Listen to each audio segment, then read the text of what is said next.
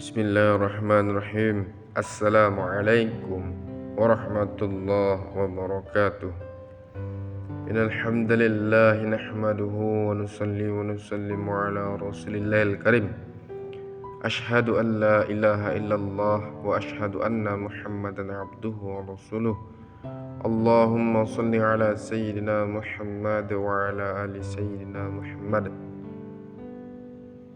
Qalu subhanaka la ilma lana illa ma 'allamtana innaka antal alimul hakim. La haula wala quwwata illa billahil aliyil azim. Hadirin yang dimuliakan Allah Subhanahu wa taala. Kita bercerita tentang kemuliaan seorang ibu dan ayah.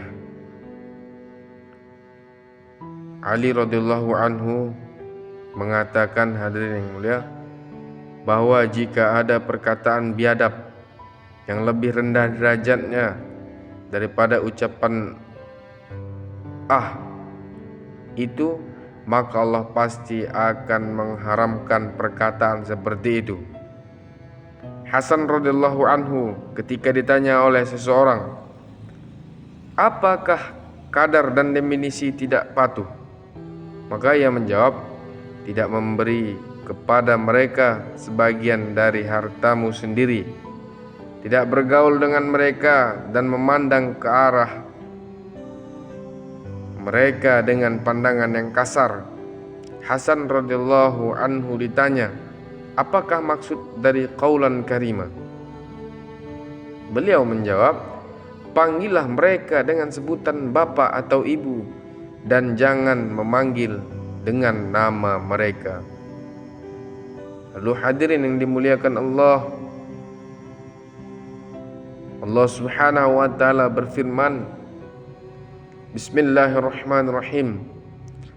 Imma yablughanna 'indakal kibara ahaduhuma aw kilahuma fala taqul lahumā uffin wa la tanharhuma wa qul lahumā qawlan karīmā wakhfid lahumā janāha dhulli minal rahmati wa qul rabbirhamhumā kamā rabbayānī shaghīrā rabbukum a'lamu bimā fī nufūsikum in takunu shalihin fa innahu kana lil awwabina ghafura. Jika salah seorang dari mereka itu atau keduanya telah lanjut usia dalam pemeliharaanmu, maka jangan engkau katakan kepada mereka dan janganlah kamu bentak keduanya, dan berkatalah kepada keduanya dengan perkataan yang mulia, dan rendahkanlah dirimu terhadap keduanya dengan penuh kasih sayang, dan ucapkanlah, wahai Rabbku, kasihanilah keduanya sebagaimana mereka telah memeliharaku waktu aku kecil. Rabb kamu lebih mengetahui apa yang ada di dalam dirimu. Jika kamu orang-orang yang baik, maka sesungguhnya Dia Maha Pengampun bagi orang-orang yang bertaubat. Quran Surat Al-Isra. Hadirin yang dimuliakan Allah Subhanahu wa ta'ala, Mujahid rahmatullah alaih mengatakan tafsir ayat ini, bahwa jika orang tua kita telah lanjut usia dan terpaksa harus membasuh kotorannya, maka janganlah kita mengatakan karena mereka juga telah membersihkan kotoran kita ketika kita masih kecil. Lalu hadirin yang dimuliakan Allah Subhanahu wa ta'ala, Zubair bin Muhammad rahmatullah alaih juga mentafsirkan ayat yang tadi kita bacakan, bahwasannya apabila mereka memanggilmu, maka jawablah, iya, saya di sini. Lalu hadirin yang dimuliakan Allah, Qatadah rahmatullah alaih mengatakan bahwa maknanya adalah berbicara dengan lemah lembut kepada mereka. Seseorang bertanya kepada Sa'id bin Musayyib rahmatullah alaih, di dalam Al-Quran terdapat banyak perintah untuk berkelakuan baik terhadap ibu bapa, dan saya pun sudah memahaminya, tetapi saya belum paham apa maksud perkataan qaulan karima. Ia menjawab, seperti seorang hamba yang telah melakukan suatu kesalahan yang besar sedang berbicara dengan tuannya yang galak. Sayyidatina Aisyah radhiyallahu anha berkata, hadirin yang mulia, bahwa seseorang mendatangi Rasulullah sallallahu alaihi wasallam beserta dengannya ada seorang yang sudah tua. Rasul sallallahu alaihi wasallam lalu bertanya, siapakah orang tua yang menyertaimu ini? Dia menjawab, ayah saya ya Rasulullah. Maka baginda Nabi Muhammad sallallahu alaihi wasallam bersabda, janganlah berjalan di depannya atau berada di hadapannya ketika berjalan. Janganlah kamu duduk sebelum dia duduk. Janganlah memanggil dia dengan menyebut namanya, dan jangan mencacinya. Lalu Urwah radhiyallahu anhu ditanya, hadirinnya, apa maksud perintah dalam Al-Quran? Tundukkan, rendahkan dirimu di hadapan mereka. Ia menjawab, sekiranya mereka berbicara tentang hal yang tidak kamu sukai, janganlah memandang mereka, menjulingkan mata, pandangan benci. Perasaan manusia dapat dilahirkan melalui mata lebih dahulu bahwa dia tidak menyukai sesuatu. Sayyidatina Aisyah radhiyallahu anha meriwayatkan dari Rasul sallallahu alaihi wasallam bahwa siapa yang melihat bapaknya dengan pandangan yang kasar, maka dia bukanlah seorang yang taat kepada bapaknya. Lalu hadirin yang dimuliakan Allah Subhanahu wa taala, Ibnu Abbas radhiyallahu anhu mengatakan bahwa dia telah bertanya kepada Rasulullah sallallahu alaihi wasallam, amalan apakah yang paling disukai Allah? Rasulullah sallallahu alaihi wasallam menjawab, salat yang dikerjakan pada waktunya. Lalu ia bertanya lagi, apa lagi setelah itu? Rasulullah sallallahu alaihi wasallam menjawab, berbuat baik kepada ibu dan bapak. Lalu dia bertanya lagi, setelah itu apa ya Rasulullah? Dan Nabi sallallahu alaihi wasallam menjawab, jihad fi sabilillah. Dalam hadis lain, Rasulullah sallallahu alaihi wasallam bersabda, hadirin yang mulia, bahwa keridhaan kedua ibu dan bapak merupakan keridhaan Allah, dan kemurkaan ibu dan bapak merupakan kemurkaan Allah.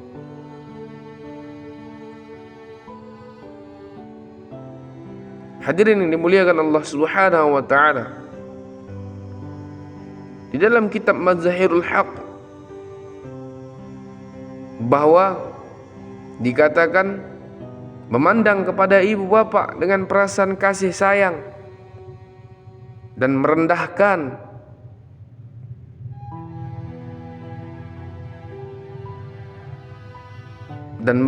diri, berbicara dengan lemah lembut dan melayani mereka hingga mereka merasa ridha dan puas adalah merupakan hak orang tua. Perintah-perintah mereka mestilah ditaati, kecuali yang dilarang oleh syariah. Dan jangan berbuat zalim terhadap mereka, jangan takabur terhadap mereka walaupun mereka adalah kafir. Jangan meninggikan suara melebihi suara mereka. Jangan memanggil mereka dengan sebut namanya. Jangan memulai suatu pekerjaan sebelum mempersilakan mereka memulainya. Amar ma'ruf dan nahi mungkar kepada mereka harus dilakukan dengan lemah lembut. Katakanlah satu kali, jika mereka belum sanggup menerimanya, tetaplah berbuat baik terhadapnya. Hadirin yang dimuliakan Allah Subhanahu wa taala,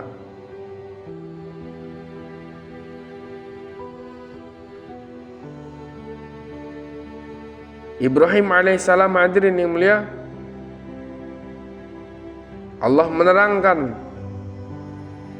bahwa Ibrahim alaihissalam menasihati bapaknya satu kali saja. Setelah itu beliau berkata, Kini saya akan mendoakan ayah kepada Allah. Sehingga sebagian ulama berpendapat bahwa dari segi hal-hal yang haram, taat kepada mereka walaupun tidak dibenarkan oleh syariat, tetapi termasuk perkara yang subhat, adalah wajib dikerjakan, karena menyelamatkan diri dari perkara yang syubhat adalah tuntunan takwa, sedang menyenangkan hati kedua orang tua adalah wajib. Tetapi hadirin yang mulia, karena pendapat ini diragukan, kita hendaknya makan terpisah dari mereka. Akan tetapi jika mereka berkecil hati, sebaiknya makan bersama dengan mereka.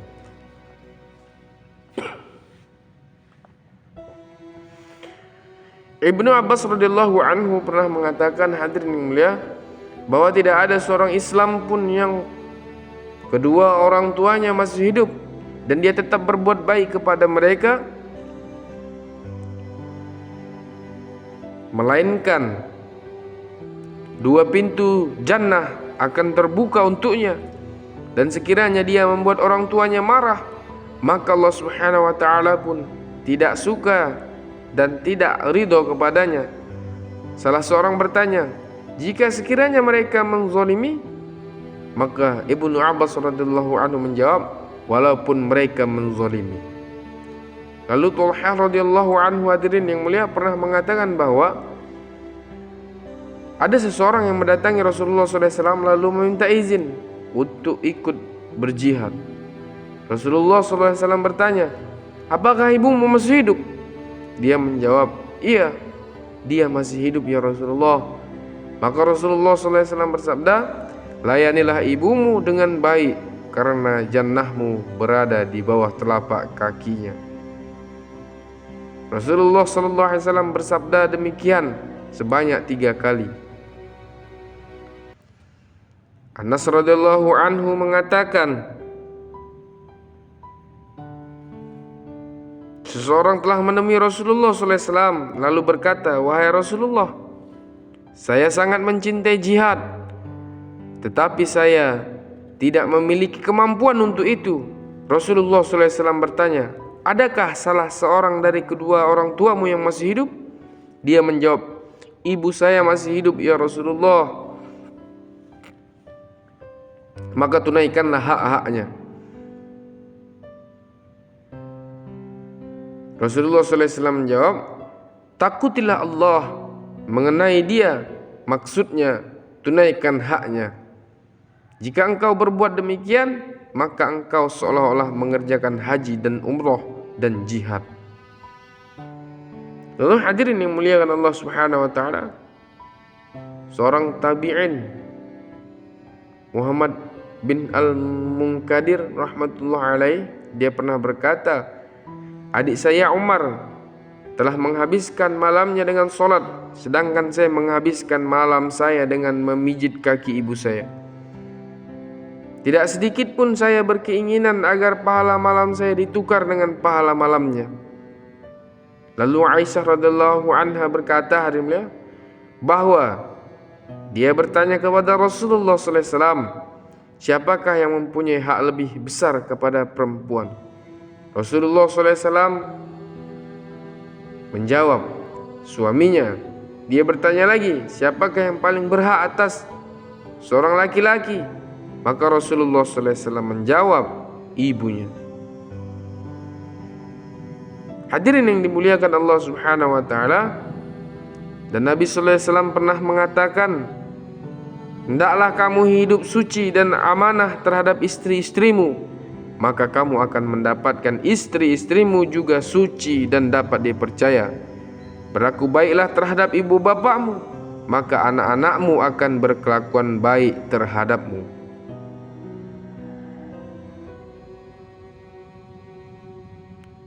Lalu dikisahkan seorang ayah, hadirinnya, yang mengisahkan cerita ini adalah satu orang ulama, Taus rahmatullah alaih. Dia mengisahkan seseorang yang mempunyai 4 orang anak, hadirinnya. Ketika orang itu jatuh sakit, salah seorang anaknya berkata kepada 3 orang adiknya, kamu boleh berkhidmat kepada ayah, tetapi dengan syarat tidak boleh mendapatkan apa-apa dari harta peninggalannya. Jika kamu tidak setuju, saya sanggup berkhidmat kepada ayah dengan tidak akan mengambil apapun dari harta peninggalan ayah.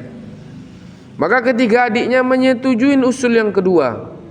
Karena mereka tidak sanggup berkhidmat kepada ayahnya dengan tidak mendapatkan harta peninggalannya, maka anak itu berbuat sekuat tenaga untuk merawat ayahnya yang sedang sakit itu hingga sembuh. Tetapi hadirin yang mulia, usahanya gagal. Ayahnya pun meninggal dunia. Sesuai dengan janjinya, ia tidak mengambil apapun dari harta peninggalan ayahnya. Pada malam harinya ia bermimpi bahwa seseorang berkata kepadanya, di suatu tempat ada 100 keping dinar tertanam. Galilah dan ambillah uang itu. Dalam mimpinya ia bertanya, apakah di dalam harta itu ada keberkatannya wahai ayah? Maka jawabannya tidak ada. Keesokan harinya ketika subuh, dia menceritakan mimpi itu kepada istrinya.